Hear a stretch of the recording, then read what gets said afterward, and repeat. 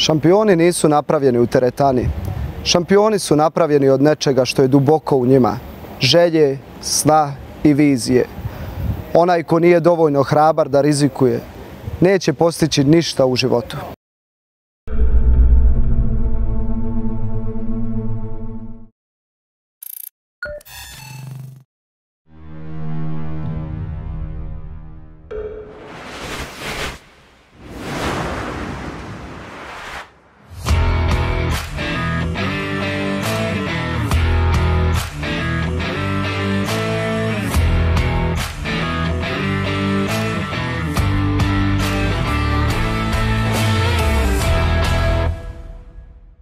Sa nama je danas Dragana Maksimović.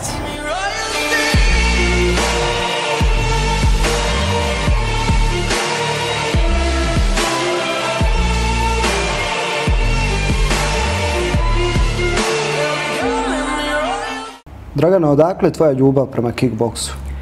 Pa, ljubav prema kickboksu se pojavila bukvalno spontano. Iz čiste želje da malo smršam i da se fizički malo ojačam. Na TV sam često gledala boks mečeve i izgledali su jako zanimljivo i primamljivo i tako sam odlučila da se okušam u tom sportu, čisto samo rekreativno, zbog viška kilograma i zbog prozivanja od strane mojih vršnjaka u tom periodu. I tako je zapravo sve i krenulo. Iz treninga u trening sve više sam se zaljubljivala u ovaj sport i sve više je rasla ljubav. I evo sad nam je postalo način života i iskreno se ne mogla zamisliti bez ovoga.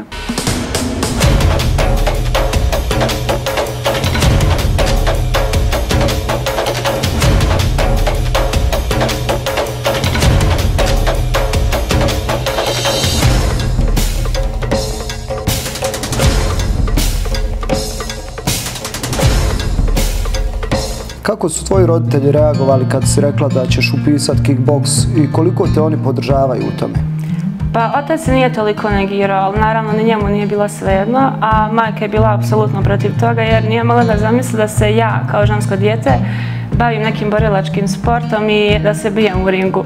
To je bilo nekako nezamislivo, ali i danas dan kad idem na takmičenje i kad treba da radim meč, ona je pod strepnjom, boji se, ludi. Ali naravno i ona i otac su mi ogromna podrška i odvozili su me, dovozili svaki trening i bili su tu stalno. I zahvaljujući njima došla sam do ovoga što sad jesam. Da, vremenom su shvatili da je zapravo to nešto što voliš i što te ispunjava. Maksimalno me podržavaju u tome i ta njihova podrška mi daje ogromnu motivaciju da budem najbolja u ovom. U junu si osvojila zlatnu medalju na svjetskom kupu u Mađarskoj. Sad u avgustu ponovo ideš u Mađarsku, ali na svjetsko prvenstvo. Kako idu pripreme i kakva su očekivanja? Da, sad u junu sam bila u Mađarsku na svjetskom kupu gdje sam u izuzetno jakoj i teškoj konkurenciji uzela zlatnu medalju. Sada ide svjetsko prvenstvo gdje će biti još veća jača konkurencija i to je najelitnije takmičenje našeg sporta. Što se tiče priprema, izuzetno su teške i naporne, ali su jednu ruku jako zanimljive, traže dosta odricanja, maksimalnu posvećenost treninzima.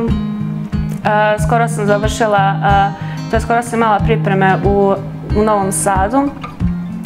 Sada krajem ovog mjeseca imam pripreme na Palama i nakon toga se vraćamo ovdje u klub i finalizujemo ostatak priprema za nadolazeći šampionat. I moj krajnji cilj je da postanem prvak svijeta, Evrope, da osvojim sve moguće i ako Bog da se jednog dana pojavim na olimpijadi jer je naš sport primljen u olimpijske sportove i naravno očekujem najbolje rezultate sad na prvenstvu. Kad smo već kod tih odricanja koje sam malo prije spomenula, zapravo svaki sport traži odricanja, velika odricanja da bi došli do krajnjeg cilja. Koja su tvoja lična najveća odricanja? Pa svaki sport traži odricanja neka, ali smatram da se uz dobru organizaciju može postići sve i privatni i sportski život, sve se to može uskladiti. Moja neka najveća odricanja su to što sam se odrekla svakodnevnog normalnog života mojih vršnjaka, gdje ne mogu izlaziti navečer do kasno da budem vani jer imam ujutro treninge ili kad god me društvo pozove ne mogu uvijek da idem sa njima, ali ne predstavlja mi to toliko neki veliki problem. Pogotovo sada u toku priprema, kada sam maksimalno posvećena treninzima i svemu tome. I ne bi se mogla dopustiti neke propuste poput nedovoljno noćnog sna koji mi je jako potreban za izuzetno teške treninge ili propuštanje treninga i netreniranje u nekom dužem periodu. To su neke od stvari koje se tiču odricanja i kada shvatim zaradi čega se odričem svih tih stvari, bude mi drago jer smatram da se samo tako može postati šampion.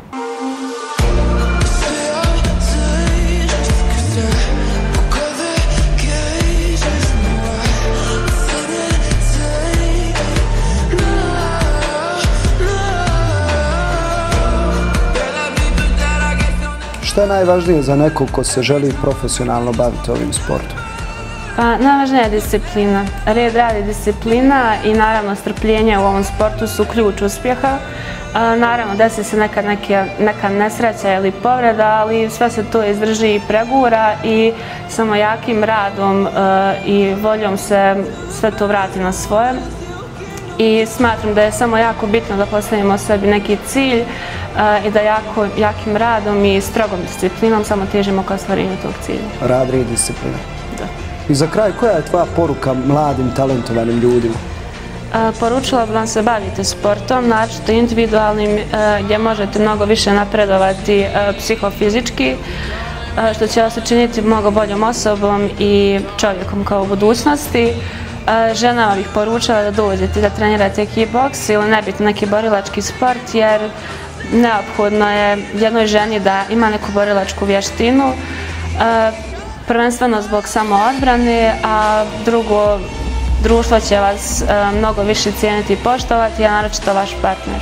I samo da dodam, kod nas u klubu Gvardija vlada jako prijatna i dobra atmosfera. Ja kao jedna djevojka osjećam se jako prijatno i prihvaćeno od strane svih kolega iz kluba i preporučila bih kogod ima nedoumicu da li da počne da trenira, da dođe i da se okuša jer neće ništa propustiti. Samo tako ćeš znati da li je za to ili ne. Da.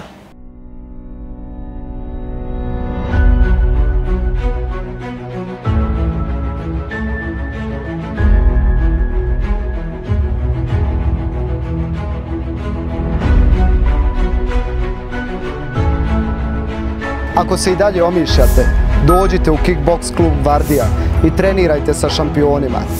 Vidimo se u idućoj epizodi.